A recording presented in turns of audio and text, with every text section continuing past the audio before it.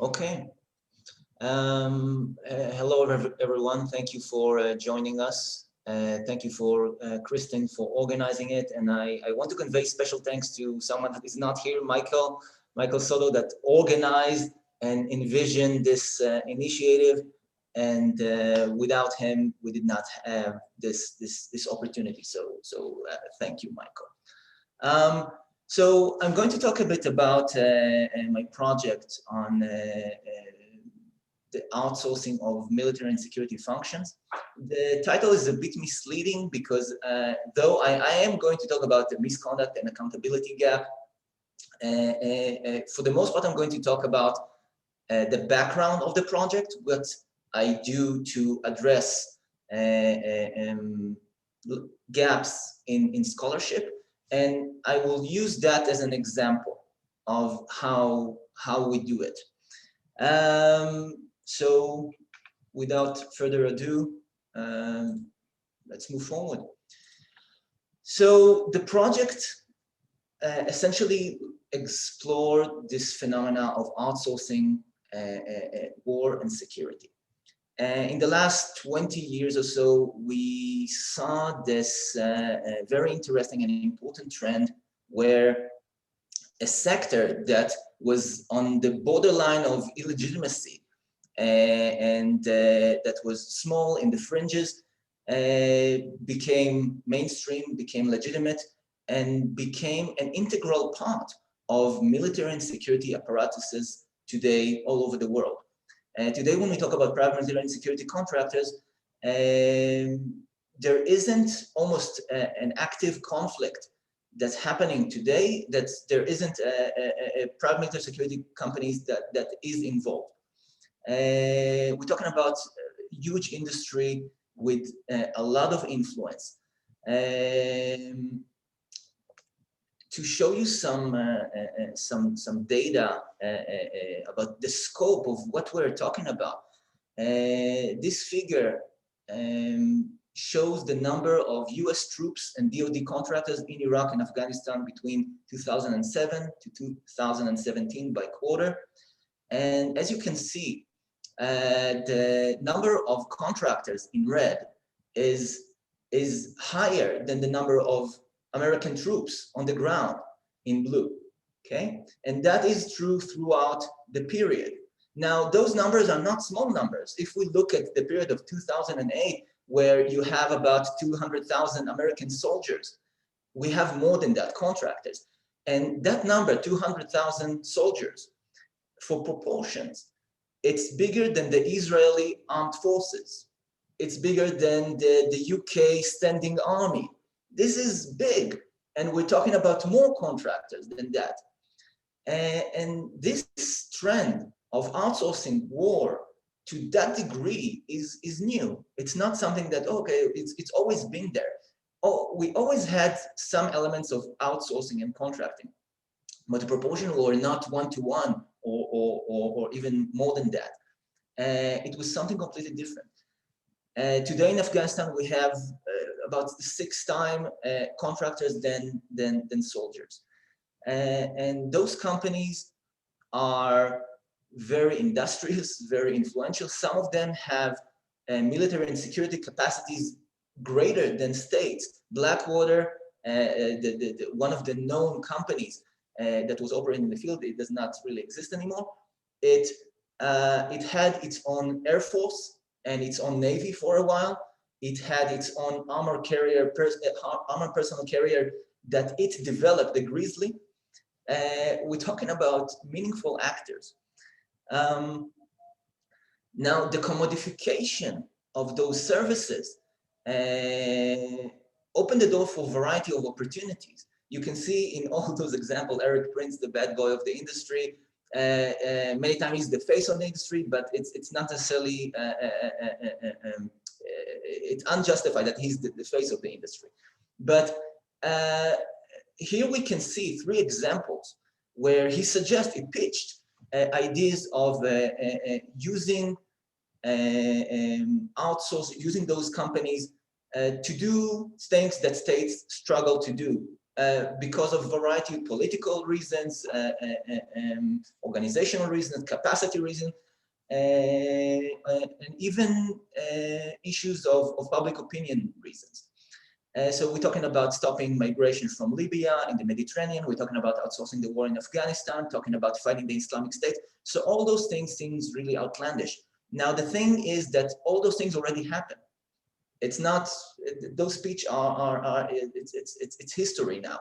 It's not that Eric Prince was in charge of the outsourcing apparatus of those, but other companies and other processes took over, and this is what is happening, okay? Now, this is not just an international thing, something that's happening abroad, which is important, but many times we care less when it's happened abroad. It's happening also domestically, okay? Those companies, the moment that we're talking about the commodification of those services, the domestic market is appealing as well. So we can see private contractors deployed during Hurricane Maria in Puerto Rico to police the streets. We can see G4S contractors in charge of security apparatus in the border. There is another company, MVM, that's in charge of the incarceration of those immigrants. We saw asymmetric solutions deployed, a high threat response team in Ferguson during the Ferguson riots. And there are more and more examples where we can see those companies involved in dealing with the North Dakota, the South Dakota pipeline protests, where we had companies employed to deal with them. We have issues with Black Cube that was hired by Harvey Weinstein to discredit individuals that complained about him. So we can see how the commodification of this industry is affecting everything. It's not isolated. Now, the thing is that despite those meaningful political, social, economic implications, we still know very little about the industry. This is not, I'm not saying that to discredit amazing scholarship that is done, great books, great articles, but the thing is that the discussion for the most part stays on the theoretical level, on the conceptual level. We have historical accounts, we have anecdotes, we have legal accounts, but we don't have enough data. We don't have empirical, systematic data that can indicate that there is a trend. This is what's happening. And there are several reasons for this. One of them is that we're talking about hybrid organizations that they exist both in the civilian and the military sphere. Okay, G4S, for example, they provide security in Afghanistan, but they also provide a security mall somewhere in rural cities in the United States. So how do we understand them? How do we quantify them? How do we measure them? How do we investigate what they are? It adds to the confusion around identifying what they are and what they do. There is lack of transparency. We're talking about private organizations doing government missions, but unlike the government, they are not obligated to surrender information. So we have that issue. On top of that, we're talking about a secretive sector that is sometimes for national security reasons, they hide things, but sometimes it's just a matter of they prefer not to divulge information because of the stuff that they do. So all those things make it really hard to penetrate this wall and to provide systematic empirical data that we can help us understand the industry. So we need to be creative in finding solutions in dealing with that. Now, this is where my work is located. one of the things that I do in my lab is producing data sets on private military security companies and their activities in a way that will inform existing debates or open the door for new ones. So right now we have 4 data sets that we are working on, that either we finished or we're working on. The corporate war data set that we used its finding to publish in Armed Forces Society with PET. We have another one on the impact of private military security contracts, looking at casualties and looking at the severity of the conflict. We have a big data set that looking at data, collect data and on companies from all over the world. We have now over 17,000 companies, and we keep on updating it. And the idea here is to be able to map the industry and to ask meaningful questions about what it's doing, where, how, and why. And the last one is the one that I'm going to elaborate a bit more about, is the misconduct database. The misconduct dataset touch upon a specific problem, specific issue when we deal with that industry, the issue of the outsourcing of accountability. Or sometimes we're talking about the lack of accountability. Now, despite the increased outsourcing, we have still enormous gaps in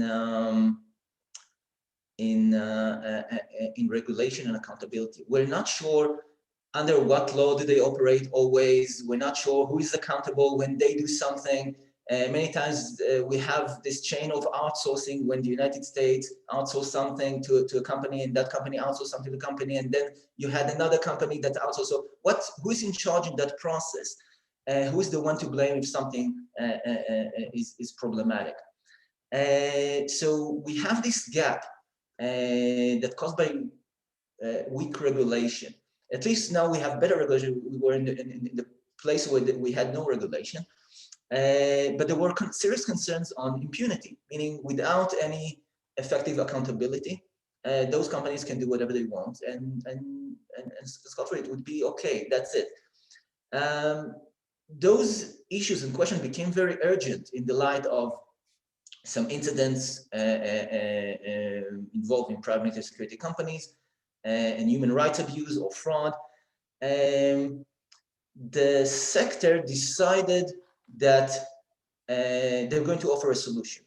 Their solution was professional organizations and the signing of code of conduct.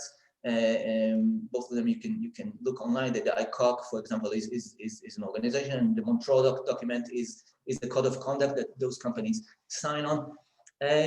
Now, some academics suggest that it's not really working. It's great that you self-regulate yourself, but it's not really working. Now, this entire discussion, this entire debate is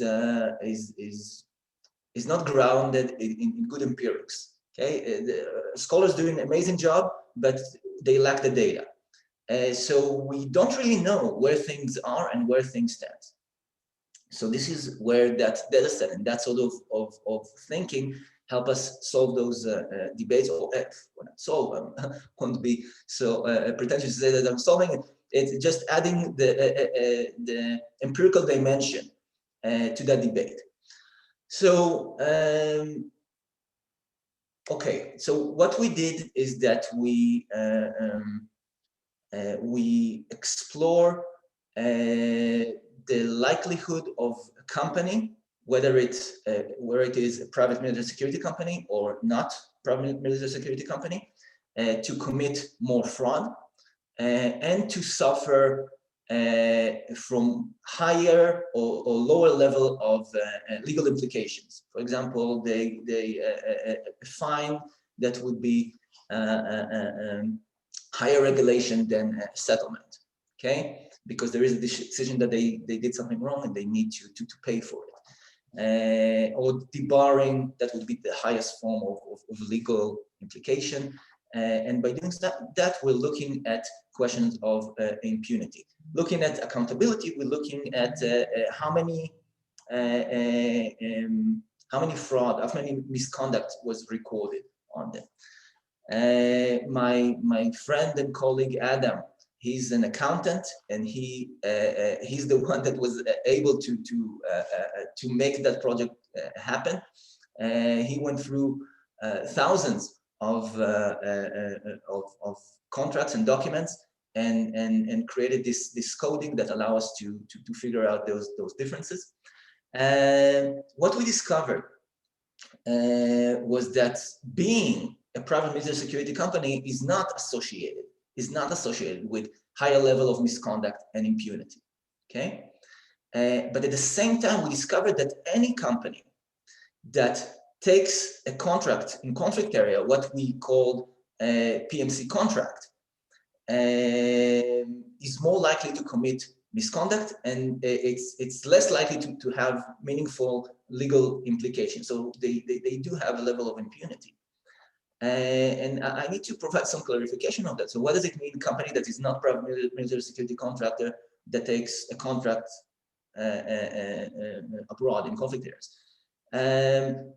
The field is enormous and includes both actors that conduct kinetic kind of services. They have the person with the gun, but many of those services are peripheral. There are services that were done by the military up until recently, and they were outsourced. And we're talking about the installation of communication arrays, intelligence, or the supply of gas and ammo to outposts, variety of services. So we can see companies, transportation companies that operate in the United States, and they get a contract to do transportation in Afghanistan.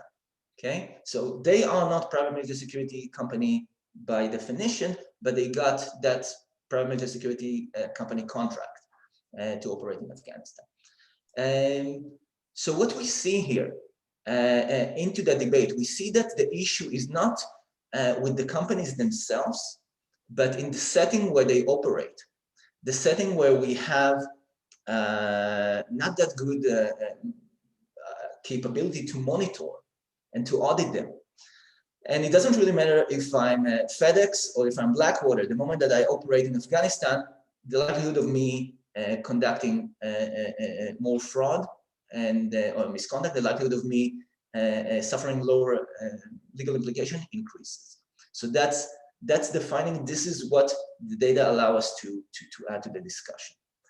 I will conclude here and open for questions.